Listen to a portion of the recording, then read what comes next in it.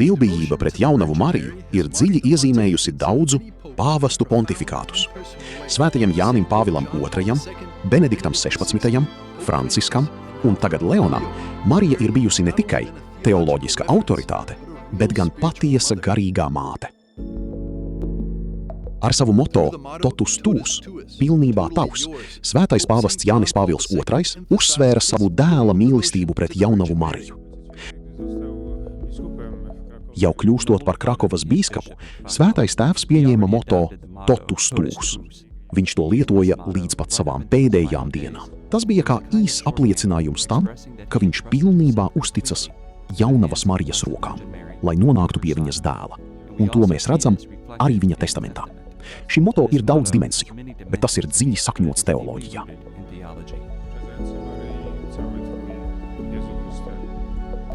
Sava pontifikāta laikā viņš konsekventi uzsvēra viņas lomu pestīšanas vēsturē, savās enciklikās, īpaši Redemptoris Mater, palīdzot veidot mūsdienu Marijas godināšanas praksi nākamajām paudzēm. Viņš arī darīja savas dziļās attiecības ar jaunavu Mariju redzamas pasaulē, uzstādot uz fasādes slaveno mozaiku Mater Ecclesiae, apustuliskajā pilī, kas vērsta pret Svētā Pētera laukumu. Tas sākās 1980. gadā, kad klusajā nedēļā studentu grupa tikās ar Svēto tēvu. Kāds no viņiem pamanīja, ka, skatoties uz kolonādi, tur redzami daudzi svētie, bet nav svētās jaunavas Marijas. Jānis Pāvils II atbildēja: jā, tas ir jāpabeidz, laukumam jābūt pabeigtam.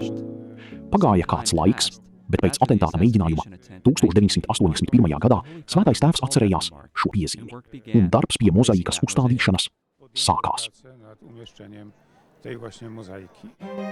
Viņa pēctecis, pāvests Benedikts 16. izrādīja nemazāku uzticību Dievmātei.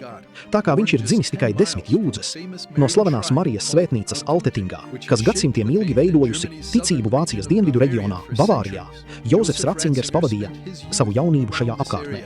Viņš bieži teica, ka viņa dzīves pavadieni vienmēr ved atpakaļ uz Altetingu. Vācu pāvestam šī vieta bija garīgās mājas. Starp simtiem baznīcu visā Romā viena izceļas kā vissvarīgākā, kas veltīta jaunavai Marijai. Pasaulē vecākā Marijas svētnīca, agrīno kristiešu bazilika Santa Marija Majore. Tā atrodas Eskvilīna kalna galotnē un bija pāvesta Franciska mīļotais patvērums, viņa garīgais atskaites punkts. Savos 12 pāvesta gados argentīniešu pontifiks šo baziliku apmeklēja pat 126 reizes, lai lūgtos pie Salus Populi Romani ikonas. Tā ir arī vieta, kur viņš izvēlējās tikt apglabāts. Arī pāvests Leons 14. ir dziļi nodevies jaunavai Marijai.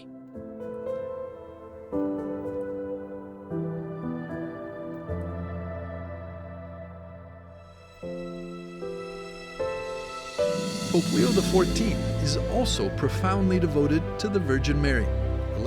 Ievēlēts 8. mājā Pompejas Dievmātes svētkos, nebija pārsteigums, ka pāvests Leons izvēlējās doties vienas dienas vizītē uz Pompejiem un Neapoli, lai atzīmētu savas ievēlēšanas pirmo gada dienu Rožukroņa Dievmātes svētnīcā.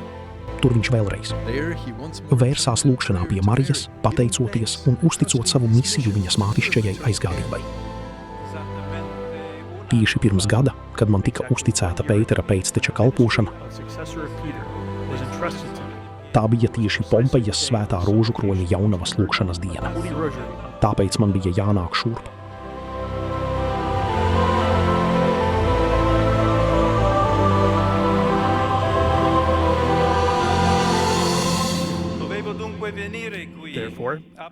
Lai nodotu savu kalpojumu svētās jaunavas aizsardzībā.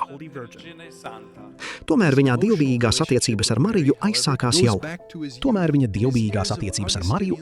jau jaunībā un augustīniešu garīgās formācijas gados. Iestājoties Čikāgas klosterī kā students un reliģiskās dzīves kandidāts, viņš kā augustīnietis uzreiz tika audzināts mīlestībā pret svēto jaunavu Mariju ar titulu Labā padoma māte. Tāpēc viņš uzauga ar šo dievbijību un šī maigā tēla pavadībā. Labā padoma dievmāte palika viņa mīļotā aizbildne. Our Lady of Good Counsel remained his beloved protector. Viņas senajā svētnīcā Dženacāno netālu no Romas, kas kopš 13. gadsimta uzticēta augustīniešu tēviem, kļūstot par viņa garīgā patvēruma vietu. Kļūstot par brāli un studējot Romā, viņš, protams, izmantoja iespēju ierasties šeit. Bet skaisti un svarīgi ir tas, ka, manuprāt, ikreiz, kad viņš saņēma nozīmīgus pienākumus, divreiz tiekot ievēlētam par ģenerālprioru, iecelts par bīskapu un iecelts par kardinālu, viņš nekavējoties ieradās šeit, lai lūgtos Dievmāti. Tikai 2 dienas pēc ievēlēšanas pāvests Leons atgriezās svētnīcā, kā svētā Pētera pēcteķis par lielu prieku Dženacāno iedzīvotājiem un saviem brāļiem augustīniešiem. Līdz pat šai dienai viņi turpina lūgties katru dienu labā padoma Dievmātes attēla priekšā par savu draugu un pāvestu un viņa Pētera misiju.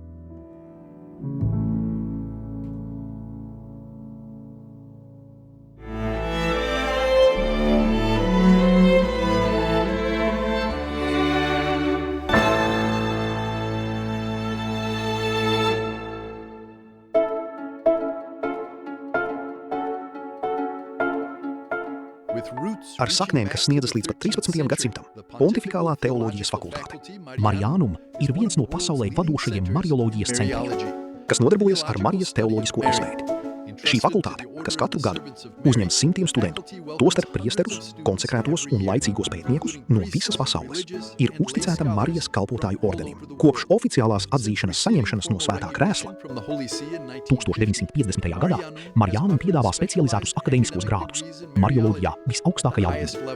Šodien tas joprojām ir starptautisks atskaites punkts pētniekiem un teologiem. Intervijā EWTN fakultātes prezidents tēvs Denis Kulandaisami dalījās pārdomās par Marijas godināšanas nozīmi baznīcas dzīvē. Tēva Denis, prieks ar jums sarunāties. Ko nozīmē pētīt Mariju un kāpēc tas ir tik svarīgi baznīcai? Kristus ir gan Dievs, gan cilvēks. Tāpēc, lai runātu par Jēzus cilvēcību, mēs nevaram par to runāt bez atsauces uz Mariju. Marija ir svarīga arī kā baznīcas māte, un viņa ir visu kristīgo tikumu paraugs. Viņa ir pirmā mācekle, kas līdz mūža galam visur sekoja savam dēlam. Tāpēc, runājot par Mariju, viņa nav tikai izvēles iespēja. Viņa nav mūsu ticības centrs, jo centrs ir Kristus. Taču Marija ir centrā, kā Kristum ļoti tuva persona. Tādēļ viņa spēja mūs aizvest pie Kristus un visās vajadzībās aizbilst par mums sava dēla priekšā.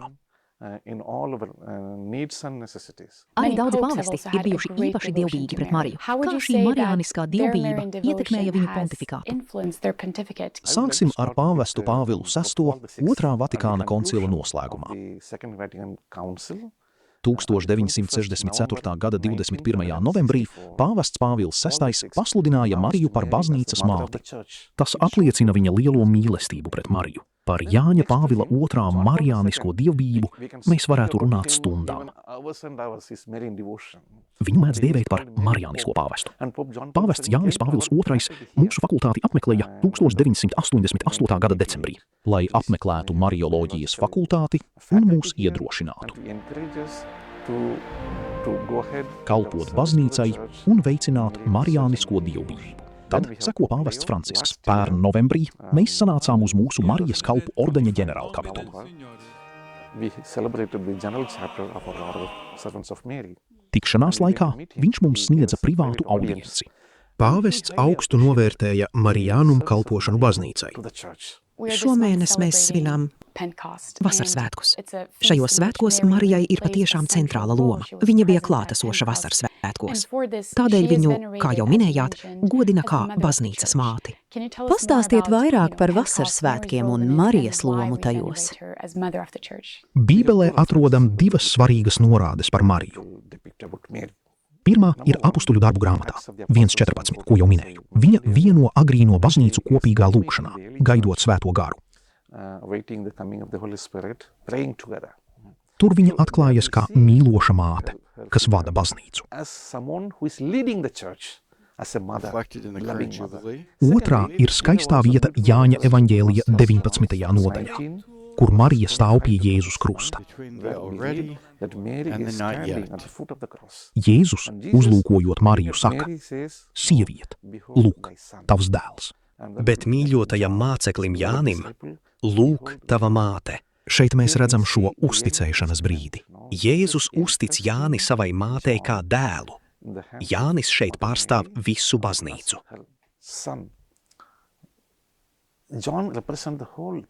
Tādējādi pats Jēzus uztic visu baznīcu mātes gādībai.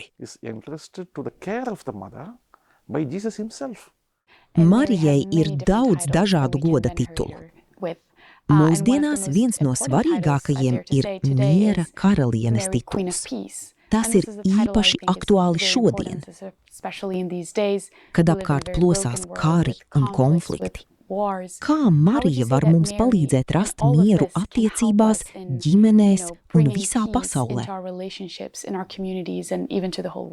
Pēc augšām celšanās Jēzus vienmēr mācekļus sveicināja ar vārdiem: Miers, lai ir ar jums. Jāņa evaņģēlijā Jēzus saka: Savu mieru es jums dodu. Mieru, kādu pasaule nespēj dot. Jēzus ir miera valdnieks. Tādēļ visi viņa tituli zināmā mērā attiecas arī uz Mariju. Kā miera valdnieka māte, viņa ir miera karaliene. Viņa lūdz savu dēlu par mieru pasaulē. Viņa aicina mūs sekot savam dēlam, miera valdniekam. Mateja evaņģēlija 5. nodaļā mēs lasām: Sveitīgi miera nesēji, jo viņi tiks saukti par Dieva bērniem. Kad mēs nesam pasaulē mieru, mēs kļūstam par Dieva bērniem.